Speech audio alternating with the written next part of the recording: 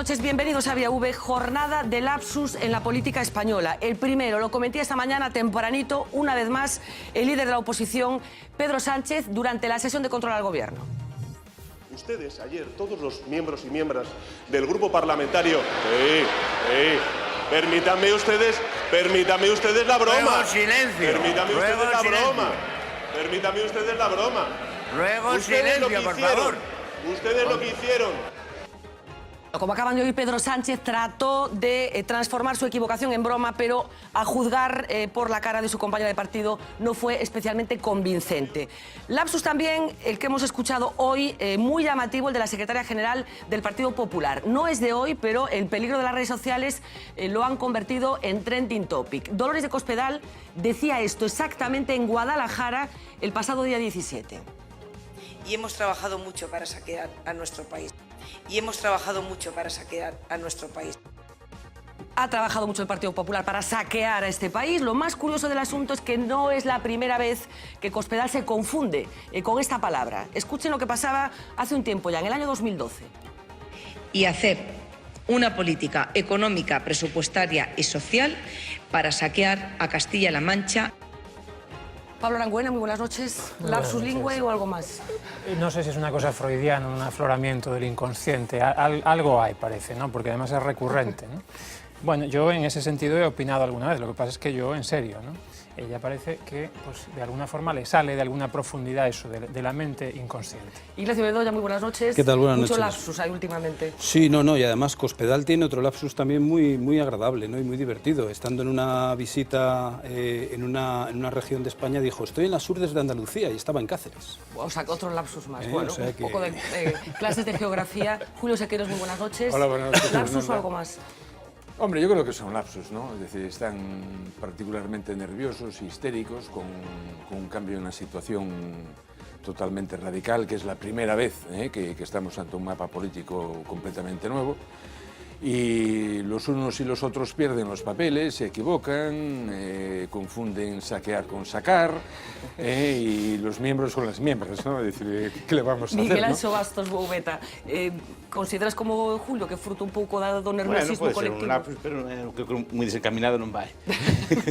Bueno, pues vamos a hablar de lapsus. Todavía no nos hemos recuperado de esa extravagante expresión que ayer utilizó el responsable de la agencia tributaria. Recordarán que dijo que era la repera patatera toda la información de la que dispone este organismo. Hoy vamos a recurrir a Paco Ríos para que nos explique un poco el contexto, el significado de esas expresiones, pero por supuesto tenemos muchos más asuntos en nuestra mesa de debate que nos va a adelantar ya como siempre Marina Chiavegato. Buenas noches. ¿Qué tal? Muy buenas noches. Pues empezamos hablando de Pedro Sánchez, porque ya sabéis que hoy ha estado en Galicia, comenzó su día en Foz, pasó por Lugo, donde se sumó a las reivindicaciones por la hemodinámica en el ULA, y acabó el día en un meeting en Santiago de Compostela. Habló de Galicia, dijo que nuestra comunidad está estancada y que hace falta savia nueva. Rajoy y Feijóo, tanto monta tanto. El señor Rajoy recortó la educación pública, el señor Feijóo ha quitado 1000 profesores de la educación pública en Galicia. Los datos tampoco macroeconómicos creo que refrendan la gestión del señor Feijóo. Está sufriendo un estancamiento económico Galicia, y yo creo que en Galicia, como en muchas ciudades de esta tierra maravillosa, lo que se necesita es una savia nueva. Se necesita una nueva generación de políticos, como representa José Ramón Gómez Besteiro. Y hoy aquí en Galicia se ha hablado de presiones y de expectativas. Del lado de las presiones está Xavier Vence, quien hoy ha dado ejemplos como estos de cosas que dice que están pasando ahora mismo en Ourense. ¿Cómo é posible que a altura de 2015 se lle diga a un candidato ou que non pode ir na lista do Bloque porque a empresa para que traballa contrata coa Deputación do Partido Popular e iso pode dar problemas? Como é posible que se lle diga a unha candidata que podería ter un traballo no Concello, pero que non é posible si vai na candidatura do BNG? Y del otro lado, el Partido Popular, quien hoy por primera vez bajó sus expectativas. Esto decía hoy Alfonso Rueda sobre cómo será para el PP las municipales. Nos vamos a intentar hacer todo o posible para seguir mantendo a confianza maioritaria. Partimos dunha porcentaxe dun número de concellos moi elevado no ano 2011 e tamén, por lo tanto, asumimos que sendo a situación diferente, eso tamén podería mudar abaixo. O que vamos a intentar é que esa variación sexa o mínimo posible. Y después de años escuchando al Gobierno hablar de regularización extraordinaria o de declaración tributaria especial, hoy por primera vez hemos escuchado a la vicepresidenta del Gobierno hablar de amnistía fiscal. Este Gobierno ha hecho una amnistía fiscal aplicando la ley y ha hecho una amnistía fiscal muy diferente de las dos que hicieron los gobiernos del Partido Socialista, y por eso hubo que hacer una amnistía fiscal. Y no se me ponga estupendo, porque ustedes valoraron también hacerla. Pero hoy en el plató de Vía V nos acompaña un histórico político gallego, Juan Fernández, quien fue ministro en el primer gobierno de Fraga, que lo dejó poco tiempo después de problemas con el fisco, y fundó en Ferrol Independientes por Ferrol. Desde entonces ha estado presente en la política ferrolana y este año no se presentará como candidato a las municipales, pero sí formará parte de una lista, no la de Independientes por Ferrol, sino la del Partido Popular. Del cierre de este ciclo queremos hablar con él esta noche aquí en Vía V. Una noche en la que hablaremos mucho de política, pero también le haremos un hueco a las equivocaciones. Bueno, ¿cómo está? Ustedes ayer, todos los miembros y miembros del grupo parlamentario... Permítanme ustedes la broma. El que está claro que no se atreve es nuestro amigo Pedro Sánchez. Sabéis que ha estado en Estados Unidos. Pedro Sánchez está lost in the USA. Sí, 184, no 136. Pero si ese fue un error que lamento muchísimo. Últimamente el señor Sánchez se confunde demasiado. Con los tiempos que corren a un político se le echa un piropo, pues bienvenido sea. Si es bien intencionado ese piropo, yo lo agradezco de corazón. Si es malintencionado, pues yo creo que lo que hay que hacer es poner una sonrisa y simplemente pasar Pero está un de poco ese cansado. comentario. Es inverosímil. Don Juan Fernández, muy buenas noches. Buenas noches. Bueno, hemos visto un pequeño repaso comprimido de todos los asuntos que vamos a tratar esta noche con todos estos políticos. ¿Qué visión tiene usted de lo que está pasando en estos momentos en la política española? Momentos convulsos para muchos, momentos de cambio, de ciclo político. ¿Qué opinión tiene usted del panorama actual? Pues un poco en la línea que me estás indicando. Da la sensación del comienzo de una revolución. Creo que es una buena dirección, siempre y cuando pues, las personas que estén al frente, sean jóvenes o no tan jóvenes, tienen que tener las cosas claras. Tienen que tener las cosas claras y formación suficiente. ¿Quién sería el líder de esa revolución? No, cualquiera que le guste la política y en un marco adecuado, no un marco de insultos e intolerancias por parte de quienes están, algunos de ellos ya dentro y otros que quieren entrar, de cualquier forma. Hay gente que está asustada por lo que está por venir. Si está asustada, que no salga de casa y que no dé consejos a nadie.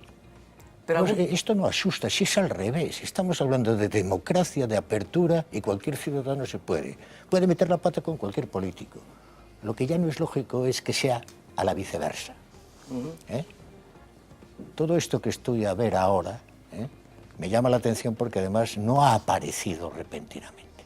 Llevamos 3, 4 años madurando esta forma de entender la política. Yo traigo aquí una relación de partidos, 10 que participan en Ferrol. Sí. Esto es imposible. Esto es imposible. ¿No es un ejercicio de democracia por parte de la ciudadanía que ha decidido participar? Pero vamos a ver. Usted, si estuviese enferma, ¿qué trata de encontrar? El mejor equipo médico que sea capaz de descubrirle qué es lo que tiene y la cure. Porque es que yo creo que de la forma en que está interpretándose la pre-campaña y los personajes que ellas... En Ferrol es muy fácil, porque escarbas y allí nos conocemos entre los 70.000, pues a todos, nos conocemos todos. Y pocos se engañan a pocos. Bueno, Juan Fernández es un histórico de la política gallega. No soy un histórico. Sí, un histórico de los que con los años que tengo, lleva haciendo no soy aún política. histórico. ¿Cuántos años lleva haciendo política Juan Fernández? Política seria.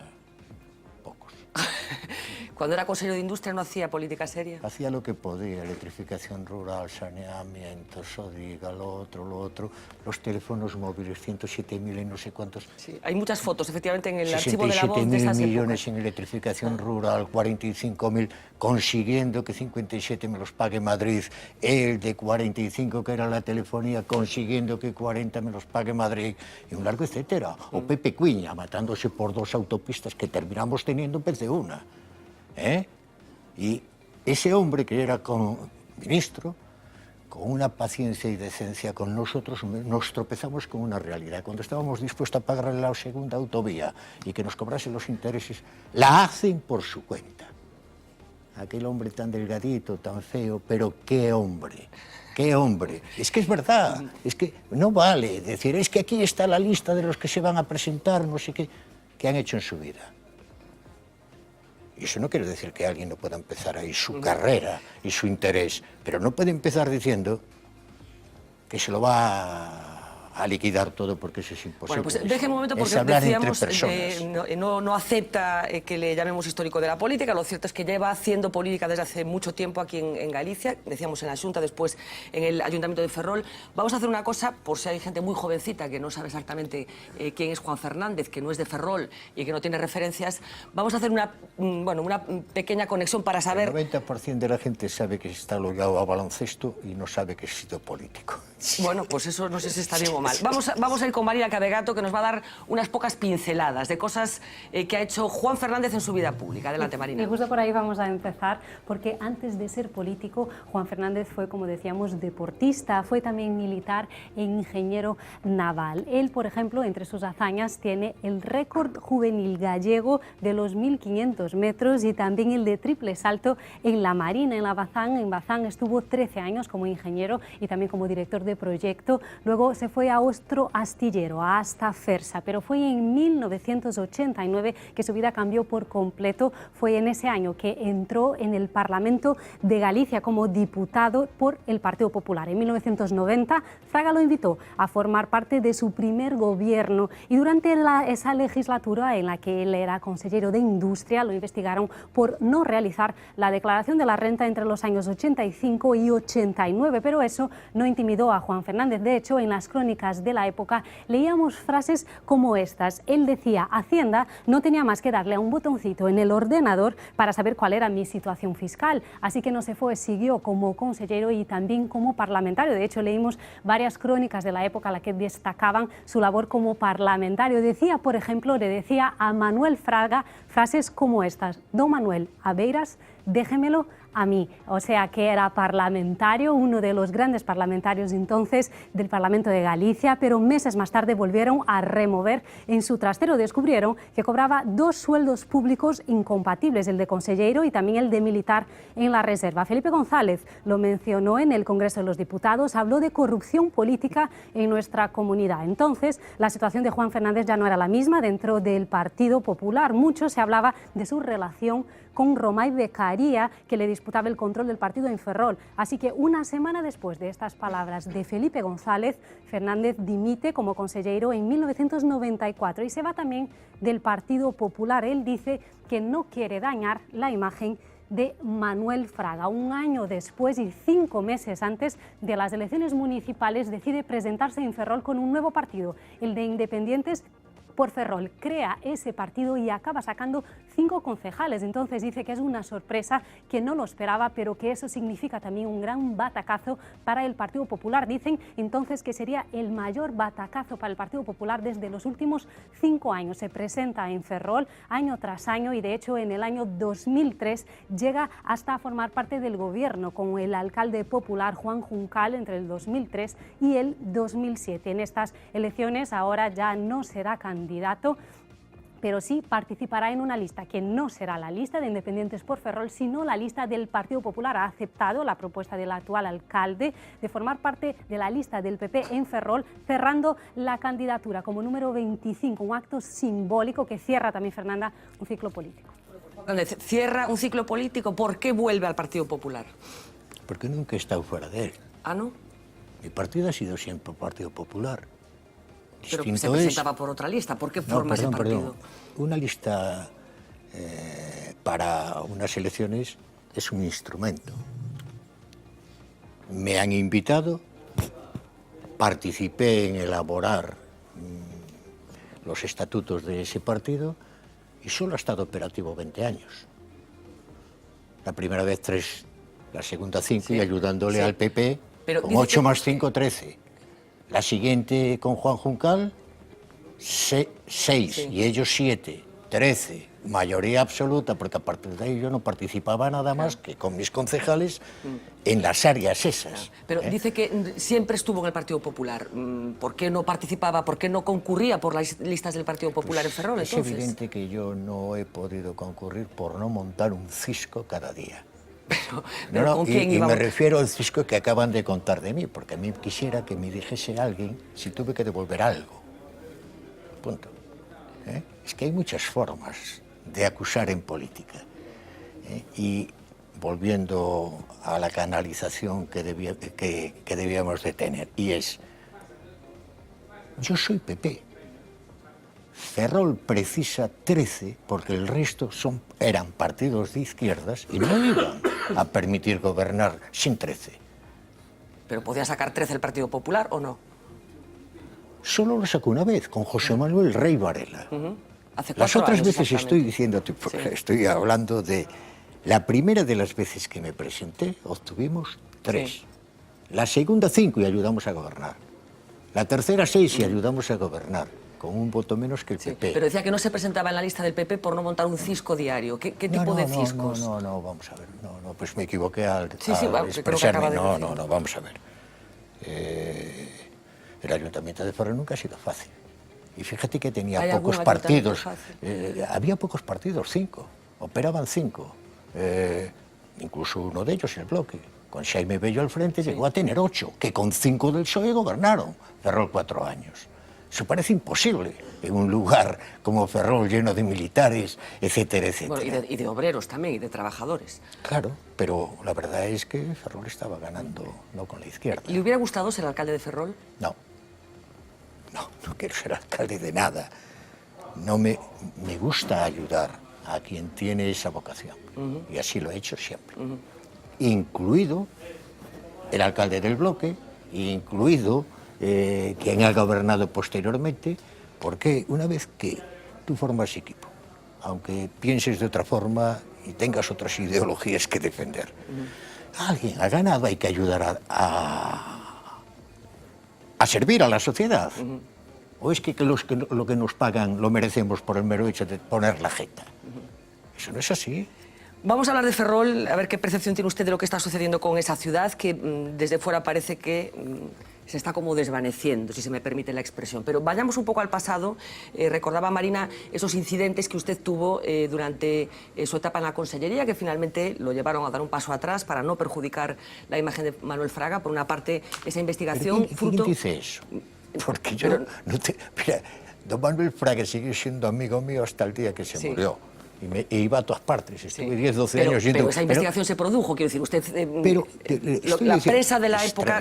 A ver. Bueno, yo no quiero discutir cosas de las cuales no tengo interés alguno en que me digan sí o sí no.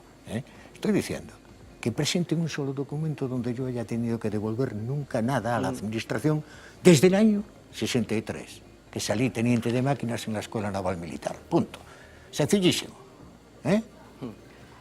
Porque no quiero decir quién ha inventado esas cosas.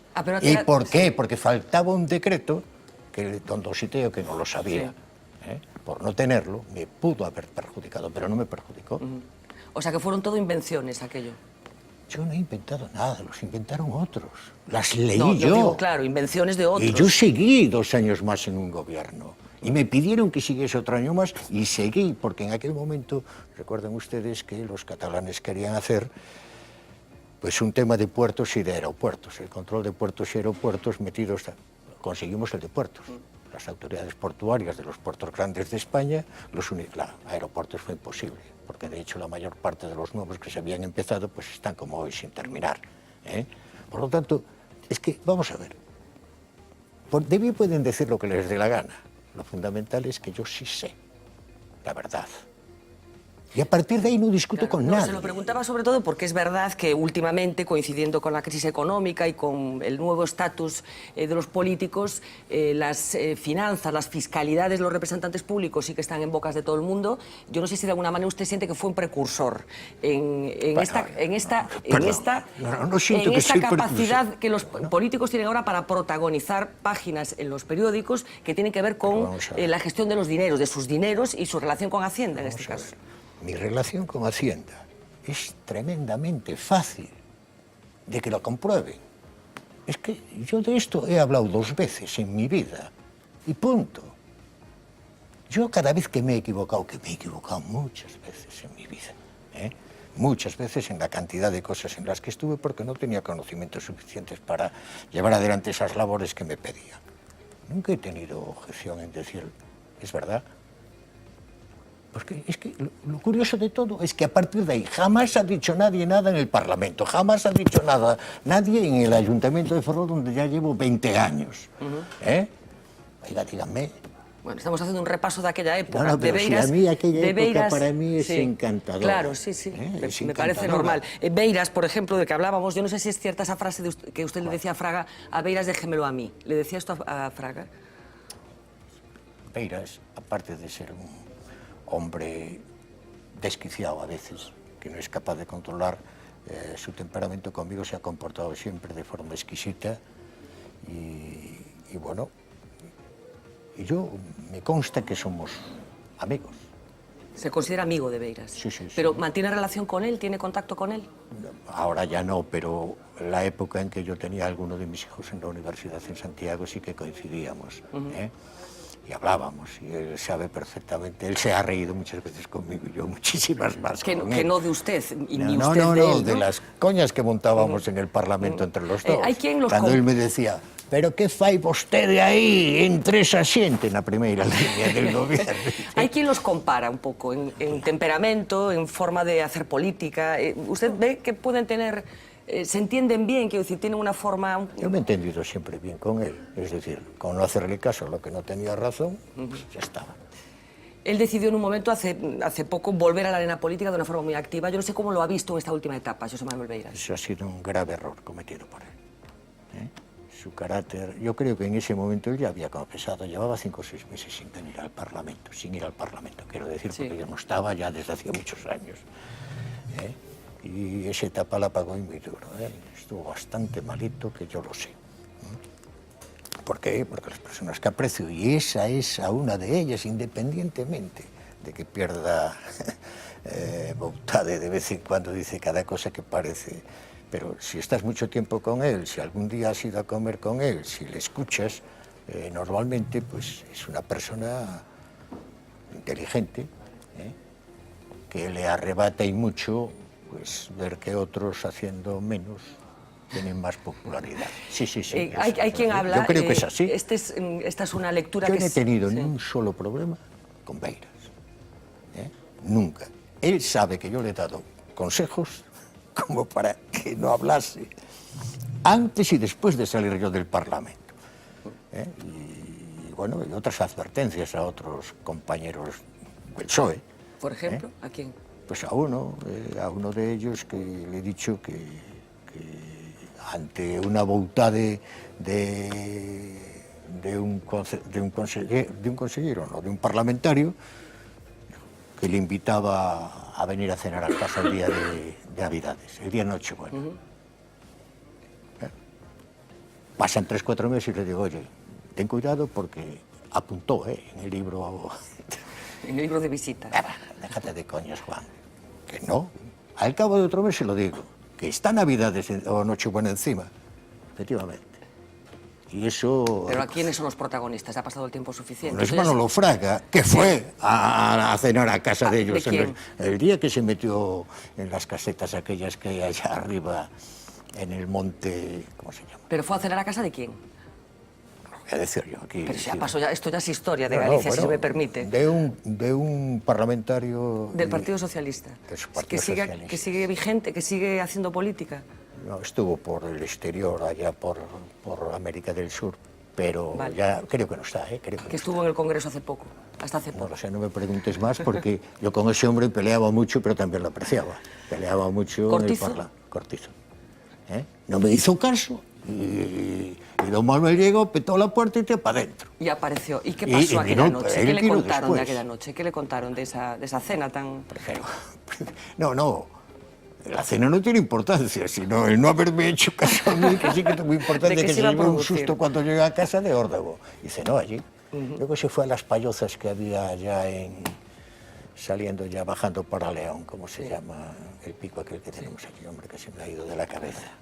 Sí, las payozas en Lugo, justo las que están ahora con los techos. Está arriba en la carretera, ¿cómo se llama? Hay quien tiene la teoría, señor Fernández, de que entonces se hacía mejor política que ahora, que los políticos de unos y otros partidos que eran más compactos que ahora, que eran personas que tenían algo más que aportar a la sociedad que los actuales. ¿Usted qué piensa de esta teoría?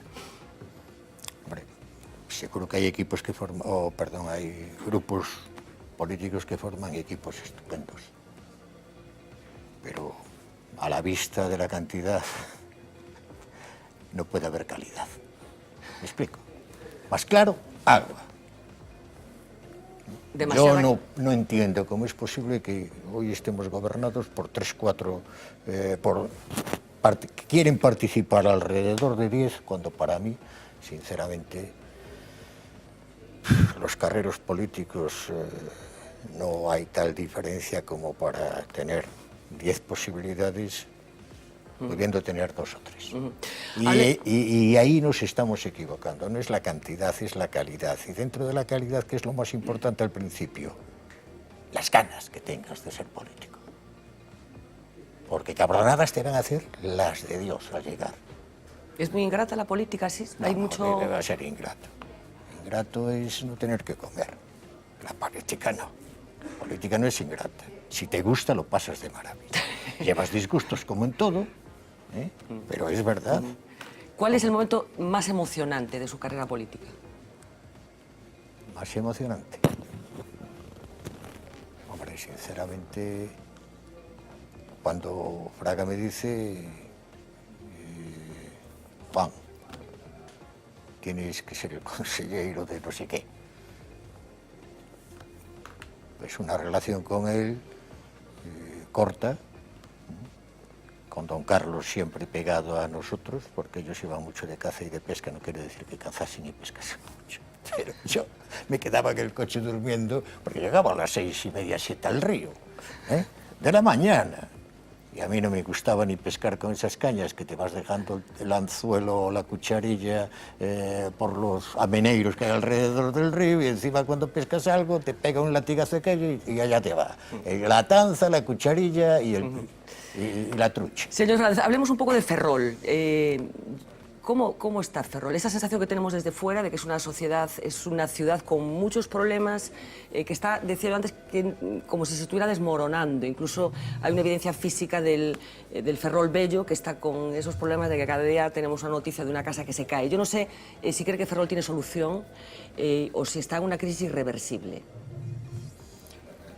Sí, bueno, hay un problema en Ferrol y grave. Y es que las empresas públicas, en vez de acoger, en primer lugar, Navantia. Navantia es una empresa pública de más de 200 y pico de empresas que hay. Públicas, es decir, que tienen un capital mayor del 50%.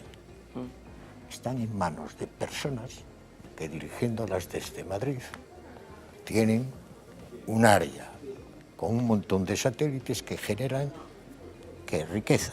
No, el coste en esas empresas, en su mayoría, es bestial y fuera de competitividad, por la cantidad de gente que hay. Las empresas públicas se llenan de gente, las de tradición, como Navantia, sobre todo cuando te prohíben construir buques mercantes durante 10, 12 años. La Europa que tanto nos quiere. ¿O no fue así? Si es así, ¿qué tiene que hacer Navantia? Privatizar. Aquí hay multitud de armadores privados y de empresarios privados que les encantaría que pusiésemos en sus manos, ni más ni menos que el antiguo Astano y la antigua empresa nacional Bazán, para que las pongan a trabajar empresarios privados. Está claro. Que estarían en condiciones de asumir ese reto, cree usted. Pero ¿cómo es? ¿Y por qué no se atreven a vender? Yo estoy hablando solo de dos empresas. Es una, porque es Navantia Ferrol y Navantia Fene. Al fin y al cabo es una. No hay que tener temor.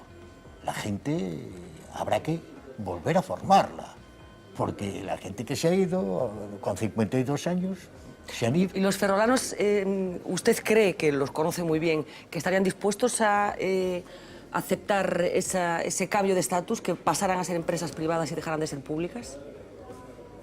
Ese estatus no lo tienen que decir los trabajadores. Los tiene que decir quien gobierna Navantia y sabe que así no se puede hacer, ni puedes competir con los precios que de ahí salen. Está claro. Y que los mejores proyectistas y conocedores de los saltos cualitativos que se iban dando en cada tipo de buques están jubilados, prejubilados. Señores, es que esto es lo que es, yo no estoy inventando nada. A mí me gustaría la otra Bazán y la otra Astano. En manos privadas, con don José María González Llanos, evidentemente aquello iba que chutaba y metía gol. A partir de ahí llegó un momento en que el señor Barrié de la Mata, con el evidentemente presidente del Banco Pastor, pues o le sacaban a Astano delante o se llevaba al banco por delante. De tanto pagar desde el banco las cuantías que no se ganaban construyendo de esa forma. Hablaba de los prejubilados, mucha gente prejubilada, gente bien formada, porque sí que se acepta por parte de todo el mundo de que la cualificación profesional... Hace 2 años claro, se han ido de allí 3.500 trabajadores, entre las dos factorías. De 52 años hacia adelante. De 52 hacia adelante, sí, pero si tú divides 52 y lo pones en edad de matrimonio, estamos con 25, luego estamos echando a gente entre 15 y 25 años, hijos de ellos que no van a encontrar los 3.500 puestos de trabajo que están perdiendo en el instante en que se van. Mira tú qué fácil. Se van informados. ¿A qué? A pasear por la calle. Pero es que hay que decir las cosas así. El que las guarda es político, porque no se mete en nada. Pero el que se atreva a decirlo es que es profesional de eso y sabe la tira de tantos años estar metido. ¿Es la única solución la privatización? Porque si no se produce esa privatización, ¿qué cree que va a pasar con el sector naval en Ferrol? Pero si es que ya está pasando. Sí, ¿qué está pasando exactamente? Es que ya está pasando. ¿Quieres hacer el favor de decirme que se está construyendo? No, se está reparando. Sí. Se está reparando. Gracias a Dios, con haber colocado, no fuera del puerto exterior, que yo inicié su construcción para que la planta de gas estuviese fuera y no metida en Mugardos, porque cualquier día puede suceder algo. Y aprovecho la ocasión de estar en Coruña, en los aledaños de Coruña, para decir, oiga, ¿no sería lógico que todos los aviones que pasan por encima de Ferrol y giran encima de la planta de gas cambiasen el rumbo en la carta náutica, en este caso aérea? ¿No sería lógico? Pasan por encima de la planta de gas que está en la villa de Mugardos. Yo he escrito cartas ya 2 o 3 veces, no vale de nada, porque el riesgo es bestial. Esa planta de gas iba a ser hecha en el puerto exterior que comencé en su día, con carretera desde la autopista. Está todo hecho menos la planta de gas que se hizo antes dentro, porque se tardaba con el puerto exterior y era de una necesidad perentoria porque el propietario que todos conocemos era un grandísimo y estaba que no podía lograr materia prima. Tanto es así que estuvieron a punto de comenzar a plantar soja en los valles aquellos de San Saturnino y demás para llegar a tener el gas, el líquido, para convertirlo en gas procedente de la soja. Hasta que ya buscamos otra solución y la Xunta la gobierna en estos momentos el Partido Popular, el Gobierno de Madrid también. Yo no sé si tiene noticias, intuiciones o conocimiento de que esa propuesta que usted hace de privatización esté en la agenda política. No me importa lo que piense Madrid. Pero no, ¿está en la agenda política o cree que no? Que esto no se va a acometer. ¿El qué? la privatización que usted propone como solución al problema ¿Qué del es la sector única naval. solución? Es su problema. El muerto está vivo, pero no vale para nada. Salvo que queramos seguir haciendo lo que hacemos y costándole el doble o un 15 o un 20% más de lo que hay en mercado pidiéndole construcción a otros. Pero es que hay cosas que yo no entiendo. ¿Y qué margen de tiempo tiene para que se produzca ese Vamos a cambio? ver, ustedes recuerdan, tienen buena memoria para temas de Hacienda y eso, todos tenemos muy buena memoria. Vamos a ver, ¿ustedes recuerdan cuando yo traje a Sacos a Madrid? A Lini. A Sacos, el que desde que se ha ido, primero, tiene unos astilleros impresionantes en Grecia, pero se ha instalado en Nueva York con otros. ¿Sabéis cuántos barcos lleva hechos? 70 y tantos, y solo uno de ellos baja de las 100.000 toneladas. Ese era el que quería entrar conmigo en el INI. Lo pasaron en el INI y a mí me dejaron en la puerta sin dejarme entrar siendo el consejero de la Xunta de Galicia de un tal Fraga de presidente. Eso es la realidad de lo que hacen de vez en cuando los políticos. A hablar de lo que no saben en muchas ocasiones y no tomar decisiones aunque sean penosas inicialmente. ¿Populismo? ¿Hay mucho populismo en la política? ¿Ese cortoplacismo de decir a la gente lo que quiere oír? No lo sé, eso no lo he medido nunca. A veces se encuentra, sobre todo en construcción naval y en otras actividades también, pero en construcción naval te encuentras con dificultades. Fijaos, si estaría Bazán Cartagena o Navantia Cartagena cansada de hacer submarinos, y ya veis lo del cisco que se montó en uno de ellos. Bueno, culpa la ha tenido alguien, evidentemente, y además en algo que debían de haberse dado cuenta. Cosas así suceden y tampoco hay por qué Déjeme que alarmarse. viajemos un poco otra vez al pasado, año 94, en aquella época en la que se estaba construyendo lo que era la autonomía gallega. En aquellos días se presentaba el plan de fomento de las exportaciones, lo presentaba usted. Sí. Leyendo los periódicos de aquella época, usted hacía una propuesta para neutralizar el atraso económico de Galicia, en el que al parecer seguimos instalados. Proponía trabajar hasta los 70 años, los que puedan, y una hora más todos si es preciso. Sí. ¿Sigue creyendo que esta sería una solución? Bueno, creo que hay ya actividades privadas que no precisan esa contemplación. No las precisa la zona de Vigo, pues prácticamente para nada. Tiene resuelto su problema porque allí difícilmente se encontrará una empresa que sea pública. Está claro. Se unen varios que tienen dinero o capacidad de tenerlo y van adelante con algo que es suyo. Tienen que pedir permiso nada más que a la administración, a ningún político y a otras personas, incluso políticos, que si saben les van a aconsejar. Entonces, Coruña es distinto, Ferrol no tiene nada que ver con ninguna de las dos.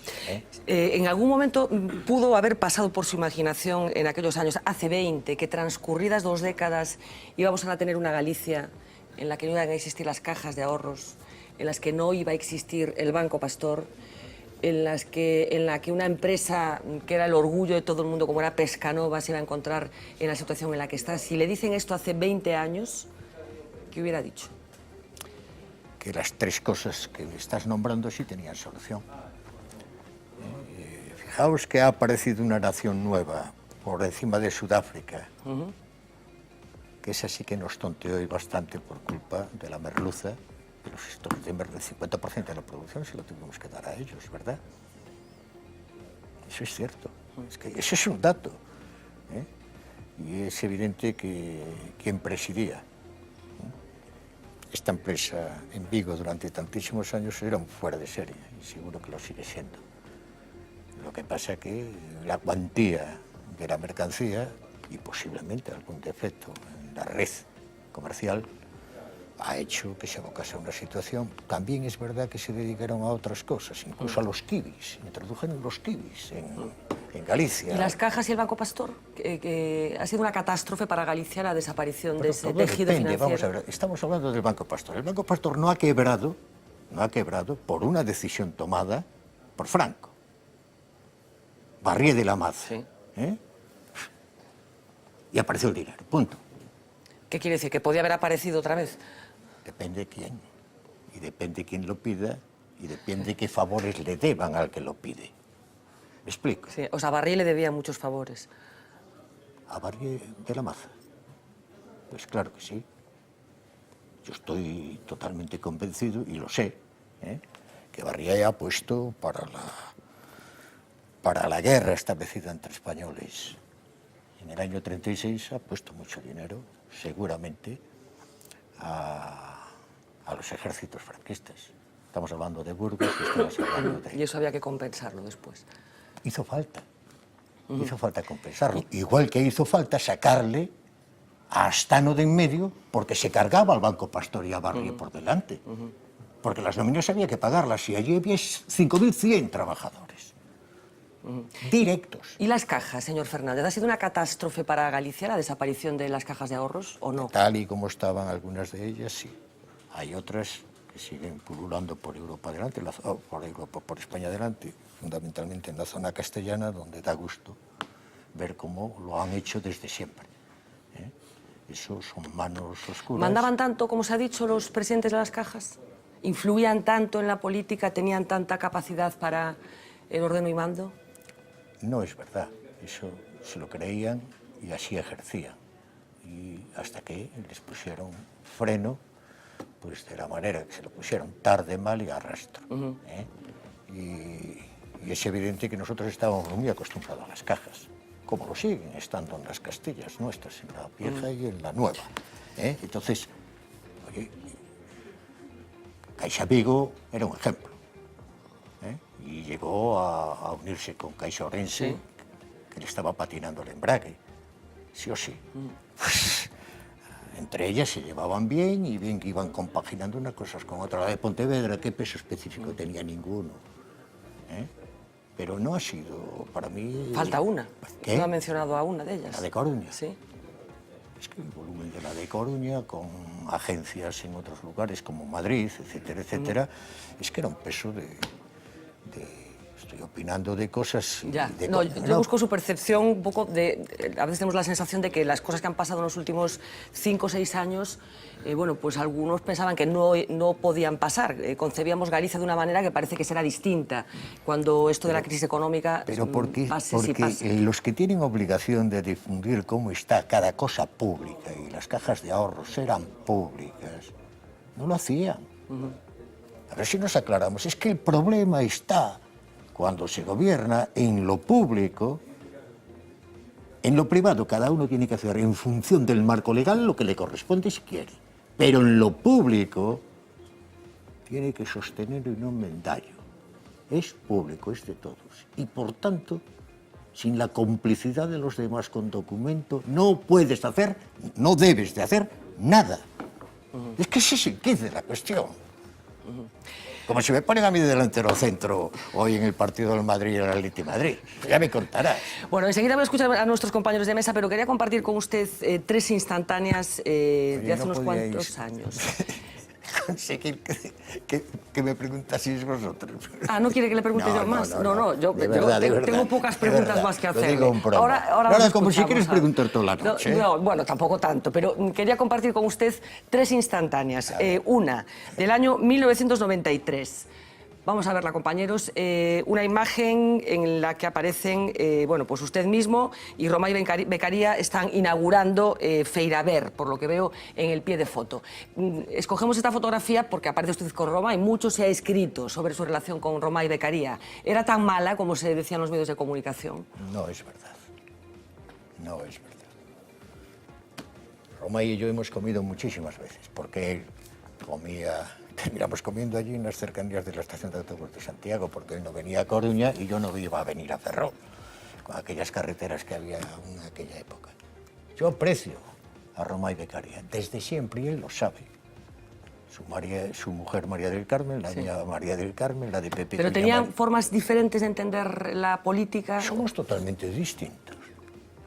Sí, eso parece que salta a la vista. Yo lo que no sé es... la filosofía política de José Manuel, porque intenté una vez y no me aclaraba yo. No, mira, José Manuel, no sigas, ni lo intentes. ¿Intentó interrogarlo o saber cuál era su...? He estado muchísimas veces, yo creo que más que con ningún consejero de la Xunta he estado con él. Lo que pasa es que yo tengo un carácter tal que lo que pienso se lo digo. Y ya está, no, sin insultar a nadie, por supuesto, sino diciéndole, creo que no tiene razón, punto, y ya está. Pero... O sea, que era una leyenda urbana, su mala relación. Él ha hecho... ha tenido indicaciones que daba a entender como una persecución hacia lo que yo podía ser o hacer.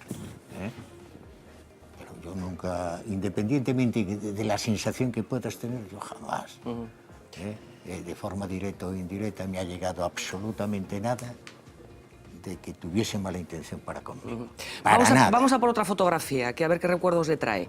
La siguiente, es una fotografía en la que aparece usted, aparece José Antonio Orza, Piñeiro Permuy, Daniel Barata, Gil Sotres, Enrique César López Veiga, bueno, tomando unas sardinas después de uno de los famosos retiros de la Xunta, en este caso fue en el monasterio de Samos. Ese fui yo el que los llevé allí. Había mucha... Lo lié en el viernes, el día de la xuntanza de la Xunta, que era los viernes. Pero había también mucha leyenda en torno a estas reuniones que organizaba Fraga con los conselleiros, que lo pasaban bien, sí. Yo me disfrazaba seguido, bailábamos encima. Pero no iban a trabajar. Pero a la 1 de la madrugada nada. ¿Y de qué se disfrazaba? ¿Qué? ¿De qué se disfrazaba? Lo que nos daba la gana. Y bailoteábamos encima porque abajo estaba Romay o cualquier otro y lo dejábamos dormir. Pero había 4 o 5 que sí, que... ¿Y de qué se disfrazaban, insisto? No, pero si no era disfraz, era mal vestidos, en pijama y... No habrá registro gráfico de esas... ¿no? Bueno, pues para lo que había que fotografiar, no valía la pena. ¿Servían para algo esos retiros? De hecho, se siguieron haciendo un tiempo. Posiblemente lo que no sería adecuado es alguno de los lugares, porque luego se pasaba mal. Que estaban mal acondicionados. Mal acondicionados, ¿no? Pero eso fue un cabreo mío cuando estábamos reunidos en consejo. Me dirigí, es así, palabra, dije, pero vamos a ver, don Manuel, vámonos a un convento. O sea, fue idea suya lo de los retiros, No, eso te lo puede decir cualquiera de los consejeros. Vámonos a un convento. Vámonos a un Pero convento. usted tenía que la intención de quedarse allí en el convento para siempre, ¿o no? No, porque ella nos había dicho 3 días, ir los viernes y salir el domingo después de comer. No. Tan pronto se lo dije, llamó a Samos. El primero que llamó fue a Samos. Así que hasta llegamos a estar en Pollo. Sí, pues después cada año se escogía un monasterio. Un monasterio distinto y luego se rotó sobre... En Oseira creo que también estuvieron. En Oseira también estuvieron. Bueno, vamos a ver una última imagen, una imagen muy icónica de Manuel Fraga. Seguro que hay cientos de fotografías de Fraga haciendo cosas parecidas a esta. En este caso está compartiendo un café, una mesa, no sé si después hubo partida de dominó, y están usted, está Portomeñe y está el propio Romay Beccaria, como decíamos. Fraga muy joven, la verdad, lo vemos en esta imagen. ¿Cómo era Fraga? Fácil la pregunta. Pues será fácil, pero... Fraga es un trabajador nato que tenía toda una intención y que no la pudo llevar a efecto, que era pues retirarse en la segunda convocatoria, al finalizar la segunda convocatoria, como consecuencia de la amenaza de María del Carmen, su mujer, que se acababa el tema. Ella se iba para Madrid. Y efectivamente, iban a ser los 8 años y desgraciadamente 6 meses antes, María del Carmen se murió. Con sus hijos casados y su hija también casada, con problemas, que hubo problemas cuando se casó. En Sada, recordáis, hubo problemas sin querer como consecuencia de ser una boda no católica, sino que era civil. Y él no fue a la boda. Se arrepintió de inmediato muchísimas veces. Y la nieta con la que salía a todas partes al final era ella, era la hija. ¿Qué idea tenía de Galicia, Fraga? ¿Creía en Galicia? ¿Que era un autonomista? ¿Era un nacionalista? ¿Qué era? Yo no creo en las autonomías metidas en la cabeza de Fraga, no. Él quería partiendo de un núcleo que podría ser Galicia o cualquier otro si hubiese tenido años, lo expandía por toda España, con toda seguridad. Claro. Fraga tenía buenas ideas, lo que pasa es que éramos todos a decirle cosas a la vez y a atender el teléfono. Porque lo machacaban los alcaldes de todo Galicia. ¿Qué hay de lo mío? Y que me estarán viendo. ¿Qué hay de lo mío? Porque al final, ¿cómo? Pero es que derivaba el teléfono en mí, a la Consellería de Industria, porque casi todas las cosas eran o de teléfonos, o de electricidad, o de la madre. ¿Era autoritario, Fraga? ¿Era difícil? ¿Qué te parece? No, pero yo le estoy preguntando a usted que yo no conviví con Fraga, profesionalmente hablando, ni a mí de nunca ninguna me dio manera. una orden autoritariamente, pero yo le he visto cientos de veces, bueno, pues ser como es. Es que es así. Es así. También le vi pedir perdón muchas veces. Sí. Y también le vi llorar muchas veces. Bueno, sí, hacia el final de su carrera política compartía ese llanto con todo. Por temas, no estoy hablando de la carrera política, por temas gente conocida, etcétera, etcétera, de que le sucedieran cosas raras, etcétera, etcétera. Él, después de quedarse viudo, las lágrimas, hombre, no le caían, no lloraba, pero se le llenaban los ojos. Hay una persona de su partido, el Partido Popular, que en estos momentos es portavoz en el Senado, estoy hablando del señor Barreiro, que hace unos días dijo que Feijóo, el actual presidente de la Xunta, era el Fraga del siglo XXI. ¿Le parece una comparación atinada? Que se gradúen las gramas, que ha dicho. Por Dios, hombre, que tiene que ver Fraga ni para bien ni para mal con... ¿Qué le parece Feijóo a usted? Feijóo es un gran gestor. ¿Y político? Gran gestor. De cosas que antes de ser presidente de la Xunta y ser consellero, etcétera, etcétera, él ya gestionaba. Él viene de trabajar toda su vida en cosas distintas. Pero es un gran gestor, insisto, ¿y un gran político? En Galicia es muy difícil ser gran político. Lo que tienes es que ser capaz de crear equipos suficientemente buenos para las 4 o 5 cosas importantes que le faltan a Galicia, de rematar, la rematen de una vez, aunque tardemos 5 o 10 años, pero las precisamos, porque es en lo único que podemos competir. ¿Qué son? Así, enumeradas.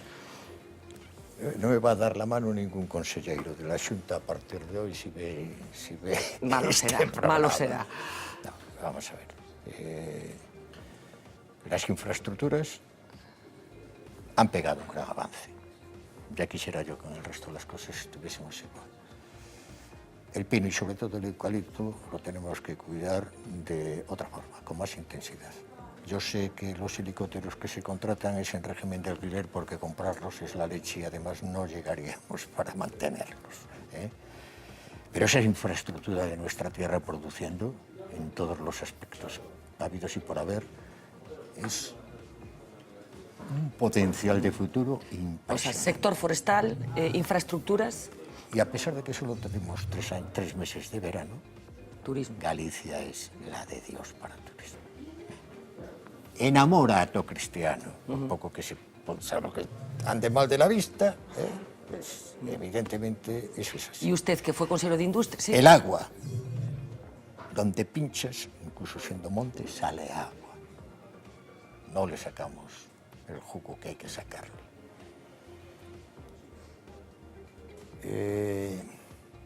Las universidades, qué gran error haber hecho 3. Bueno, en realidad son 7 los campus que tenemos. No, 3 perdón, universidades, 7 campus. Estoy hablando de un único rector universitario. ¿Qué puñetas hace Vigo? ¿Y por qué se hicieron? ¿Por qué se hicieron las 3? ¿Quién sucumbió a las presiones? Yo sé quién fue. Mira, en este caso no le quiero echar la culpa, pero tengo que nombrarlo. Es en el mes de enero del año, bueno, 99, puede ser. Sí. No, 89.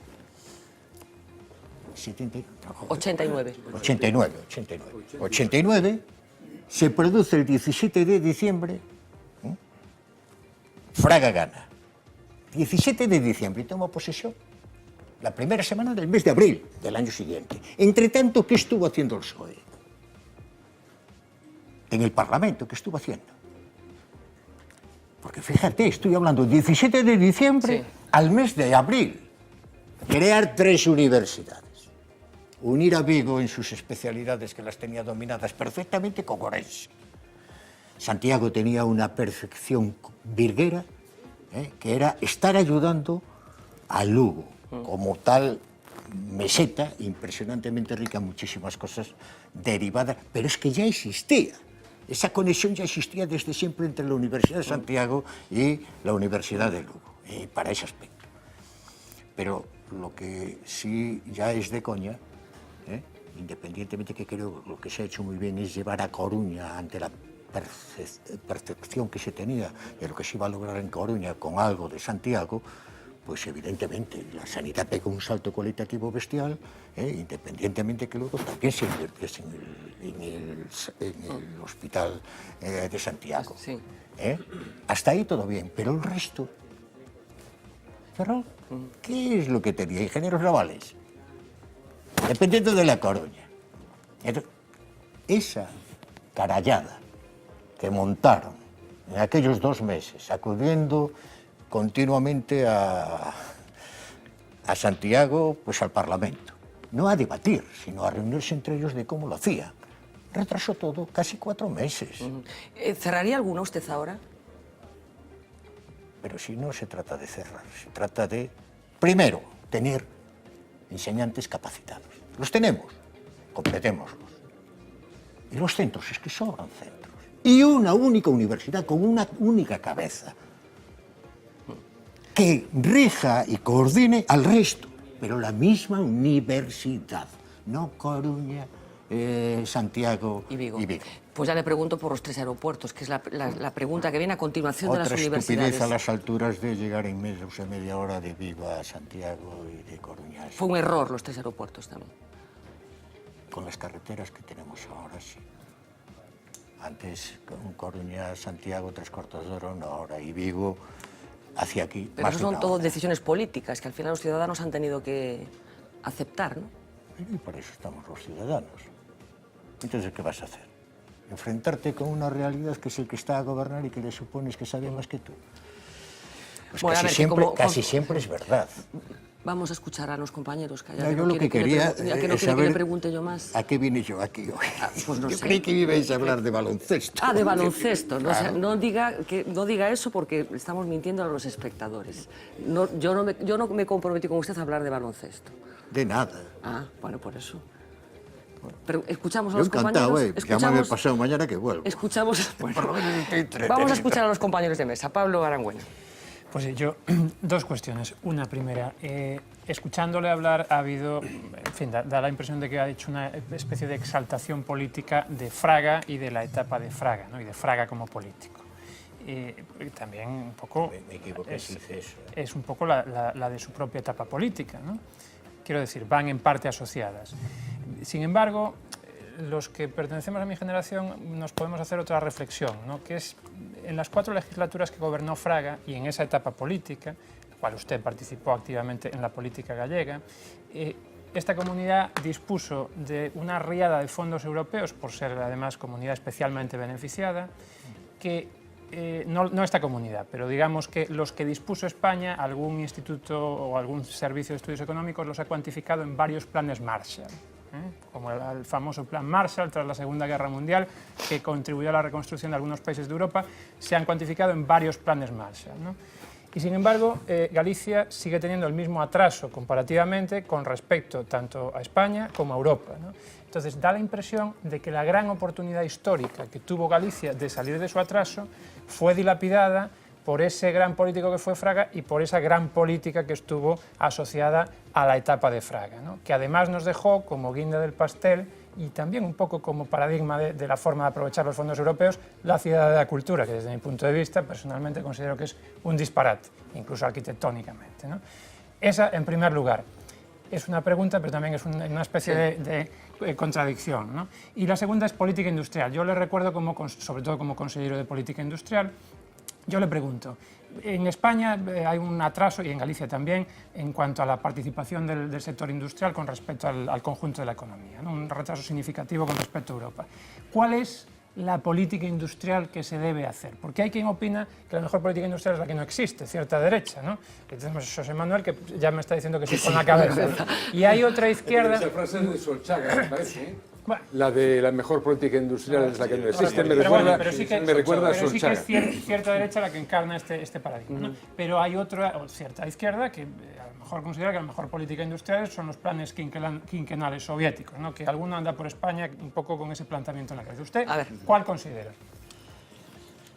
Vamos a ver, si estamos hablando de industrialización, se presentan esas dos facetas que tú nos acabas de indicar. Sí, es cierto que se podría haber hecho mejor. Sí, es cierto que, bueno, la edad de Fraga no era ni siquiera la templanza por los acaecimientos familiares. Quiero decir, la muerte de su mujer, que era verdaderamente la guía de él en todo lo que no era política, ¿no? Yo creo, sinceramente, que Fraga era competente en muchas cosas con una gran intensidad y en otras tenía que tener equipo suficiente para atender el otro 75% sin su presencia. No dimos la talla. Ninguno de los gobiernos que estuvo con él, entre tanto yo estuve, que estuve en dos, y los que luego vi en las cercanías, porque he estado metido entre ellos y seguí continuamente acompañándolo a donde me pidió, siempre pues para convivir, no para trabajar, ¿no? De vez en cuando también es cierto que sí que me llamaba para preguntar de cosas que él creía que yo sabía. Por lo tanto, le atrapan mala edad. La referencia, quiero decir, de este tema no es casual, ¿eh? No. Al llegar Fraga a Galicia, pues mira, era fin de mes y el 1 de agosto empezaba sus vacaciones, por lo tanto llegaba en aquel vuelo. Había allí un político esperando con 48 periodistas, cuando Fraga, yo no recuerdo haberle visto en el tiempo que lo conozco, una llegada a Santiago donde hubiese un solo periodista. ¿Sabéis dónde estaba el presidente de la Xunta en aquel momento? En Buenos Aires, en una fiesta nacional en Buenos Aires. En lugar de recibiendo a Fraga, quiere decir. No, en lugar de recibir... No, a Fraga ya lo estaba recibiendo otro que sí que quería ser presidente de la Xunta y no Fraga, porque Fraga no se le ocurría ni siquiera eso. Y de hecho le habían mandado a personas para convencerlo de que sí que se viniese, no era su intención esa. Fernández Albón creía y confiaba totalmente, además de llevarse muy bien. Bueno, me quedo con dice que no estuvieron a la altura de esa autocrítica. Lo que hay que investigar es quién llevó a los 48, 49 periodistas a la llegada de Fraga de Madrid. Pues facilítenoslo, ¿quién? Ah, no, bueno. Hoy no estoy teniendo suerte ninguna con usted. No, si me ha sacado todo. Bueno, a ver, os pido brevedad. Ignacio, empiezo por ti y vamos rapidinho ya para... No sé si he contestado a... Es un hombre que ya llega muy machacado de la vida, con dificultades, bueno, ya visteis de que murió, por lo tanto, esas dificultades las tuvo siempre. A esa edad, que es más o menos la edad que yo tengo ahora, pero es que seguro que trabajó 10 veces más que yo. Yo me encuentro 10 veces mejor de lo que estaba. Ignacio Bedoya. Vamos a ver, a mí me ha gustado mucho la entrevista, ¿no? Fundamentalmente porque es una entrevista con contenido de vida. Y yo creo que eso es algo, para mí, desde luego, muy importante, ¿no? Si tuviéramos más tiempo, pues evidentemente la analizaríamos con más detenimiento, porque yo creo que hay mucho mensaje subliminal en todo lo que usted ha estado aquí comentando, ¿no? Me parece a mí que tiene además mucha aplicación en lo que está pasando actualmente en la política, ¿no? Ha habido una cosa que me ha llamado mucho la atención, que cuando Fernanda le ha preguntado a usted si Feijóo es un gran político, y usted ha dicho que es muy difícil ser un gran político en Galicia, que lo que hay que hacer es generar equipos buenos, que te resuelvan los problemas. Mi pregunta es la siguiente, para que haya equipos buenos para generar equipos buenos que te puedan resolver los problemas, ¿usted qué cree que tiene que haber? ¿Líderes o dirigentes? Para eso no, los líderes no valen. Solo para poner dinero se lo tiene y ponerse al frente del riesgo. Son los técnicos o los conocedores de qué es lo que hay que hacer para que aquello, además de funcionar bien, no embargue económicamente a quienes lo intentan. ¿Y con la ciudadanía? ¿Quién anima a la ciudadanía? ¿El líder o el dirigente? Con toda seguridad, en las cercanías, el dirigente. En los medios informativos, los otros. Los líderes. Julio Sequeiros. No lo sé, Juan. A ver, vamos a ver. Yo me tengo preguntado muchísimas veces qué pasa en Ferrol. Es decir, cuál es el problema que hay ahí. Hombre, yo creo que no se puede decir que no se ha ayudado a Ferrol. Empezamos ya desde los años 60 con el tema de la gran área industrial, las zonas de urgente reindustrialización, es decir, todas las políticas o los instrumentos que se construyeron para redinamizar o revitalizar la comarca de Ferrol. Hombre, uno se da una vuelta por ahí adelante, ¿no? Y dice, bueno, ¿qué ha pasado en Europa con zonas semejantes a lo que es Ferrol?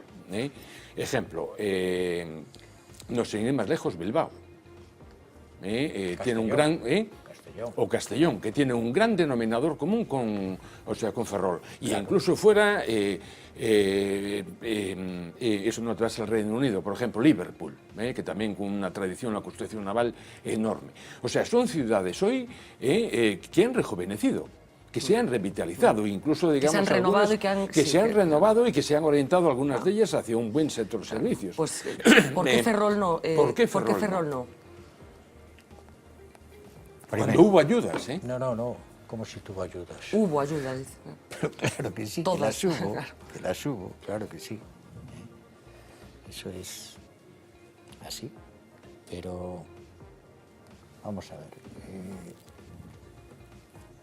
no queremos hablar, casi nunca nos atrevemos a hablar del contingente sindicalista que se ha dado en Ferrol, con 3 o 4 sindicatos, saliendo a la calle a romper lunas de comercios que no estaban cerrados, meter plastilina en las cerraduras,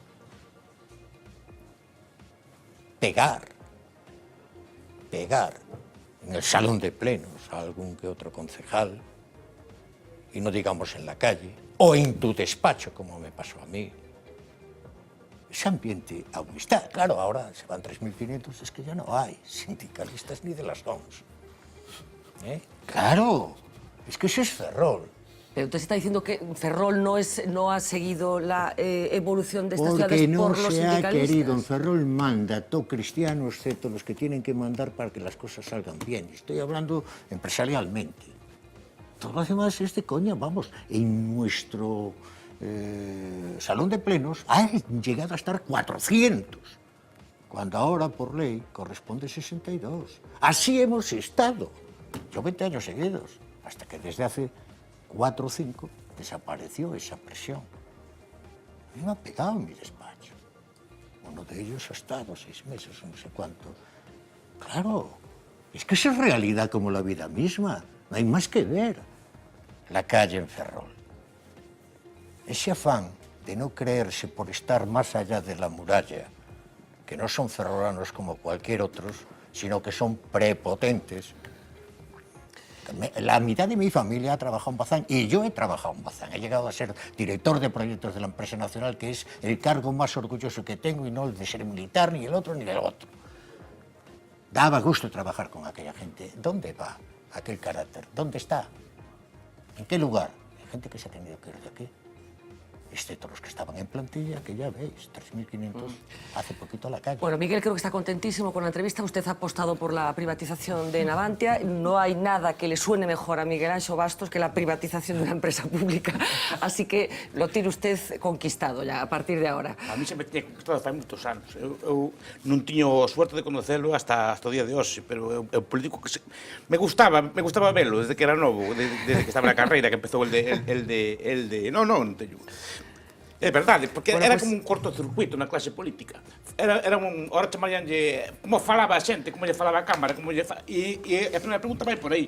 Como consigue, sin aparato de partido, vostede, o seu, bueno, co súa xente, supoño, pero sin aparato de partido, aguantar 20 anos sendo electo, porque eso é casi imposible. Iso primeiro, qual é o secreto? Que, normalmente se ten unha máquina de partido detrás, ten un partido que lle faga todo. Un polémico que sempre a min. Non, pero digo, pero cual é o secreto de que a xente lle siga? Porque normalmente, eu sigo a política fai moitos anos, é meu oficio, eso non é frecuente. Entón, cual é o mérito? Que lle dá a vostede a xente? Cual é o truco? E dos, e isto xa é unha maldade miña. Foron vostedes moitas cabronadas da política, as cabronadas que veñen de dentro ou de fora. É dicir, son os nosos ou son os outros que nos fan as cabronadas. Eso me gustaría saber. De onde viñeron a vostede? Vostede que ten unha trayectoria política. Máis de dentro ou máis de fora?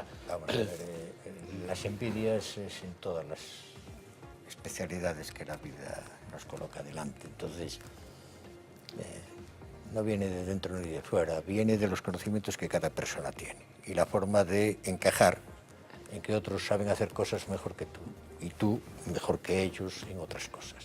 Y si eso no se admite, pues lo menos prudente es discutir, es callar y ya Dios dirá. Bueno, pero hay mucho fuego amigo en la política, ¿no? Eso me refería. Ah, ¿estabais hablando solo de políticos? Sí, de política, claro. A los políticos se les ve venir, ¿eh? Sí. A mí lo que me preocupa es a la gente, a ese grupo que nos llamamos gente entre nosotros, ¿eh? Y que arrancan como que se lo saben todo. Y aquí... Pero hay mucho fuego amigo en política, insisto.